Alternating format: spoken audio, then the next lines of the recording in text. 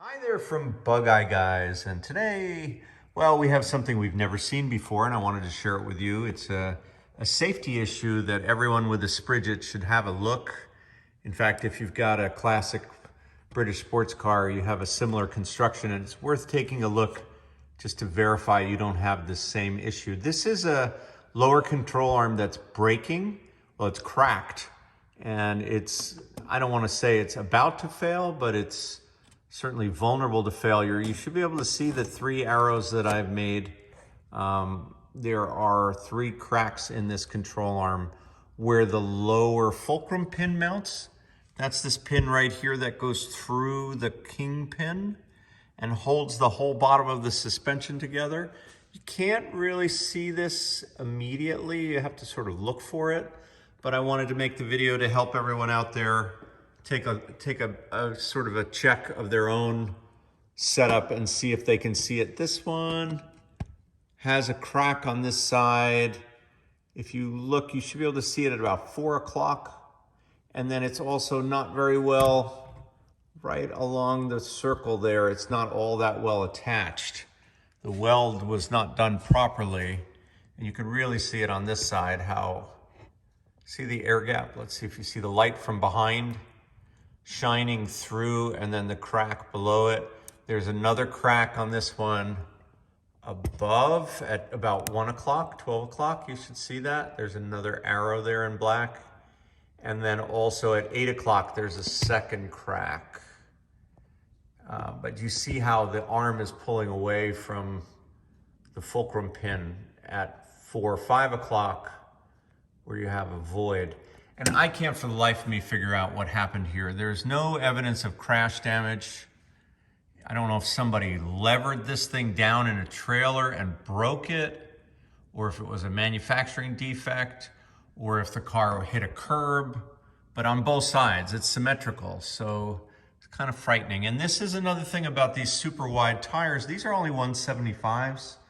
Those would be fine, but when people want to put 205s on these cars, you're overstressing the system.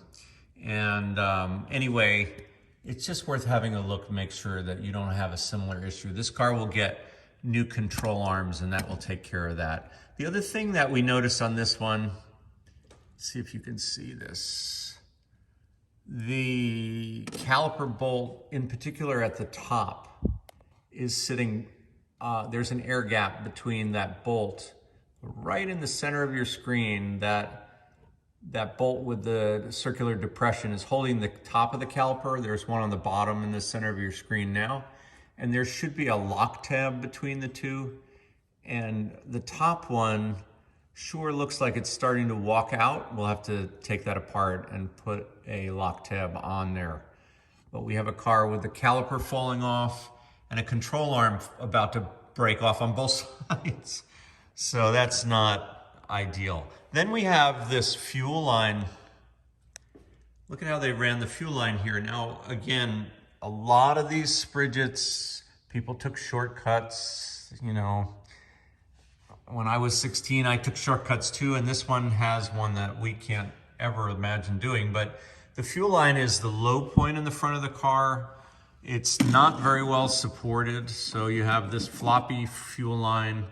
If you hit something and rip it off, you have fuel pumping onto the ground. You have a jack point here along the frame rail, right where the fuel line is located. That's all wrong. So we'll move that up and put it inside the frame rail where it belongs and out of harm's way. That was a little bit surprising. And then we have a very creative brake line, which we'll also replace. It has a sharp bend here and a loop-de-loop here. So that's not ideal. We have a fuel pump that is mounted, and as it vibrates, it's attempting to pull this fuel line off. So that's not really ideal. That's probably okay, but it's not really good craft. So we'll change that.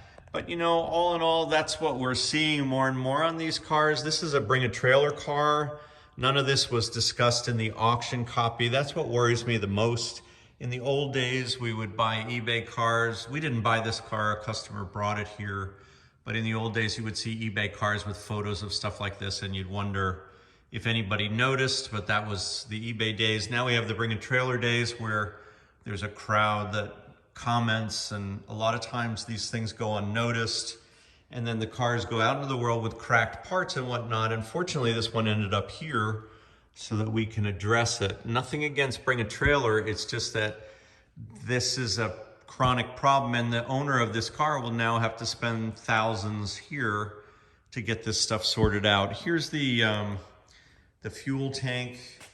This is the top of the fuel tank. We saw tracks on the side, so we wanted to drop that and look. I believe this sender gasket is leaking, but a lot of this is also pinion seal leak. But we'll take out the sender and make sure that there's a metal float on there. I'll bet you it's plastic. And then this pinion seal leak, you can see pretty obvious track at 6 o'clock down there from leak at the pinion seal, which is, if you're unfamiliar, it's right behind this flange. So we'll get this car all sorted out. If you're looking at online auction cars, we hope that you'll give us a chance to pick up the car and bring it here for sorting when it's done. And we're also excited that this car didn't really drive after the auction for the new owner, so we were able to catch this before he put himself at risk on the chance that his 2 front wheels would fall off. So it's kind of a luxury to be able to have that opportunity. We obviously love it if people buy cars from us because we're already looking for stuff like this, but we can't provide every car to everyone. So if you do get one online, we'll be happy to pick it up wherever it's being sold and bring it here and go through it for you and look for any issues like that. And that's what we're up to today here at Bug Eye Guys.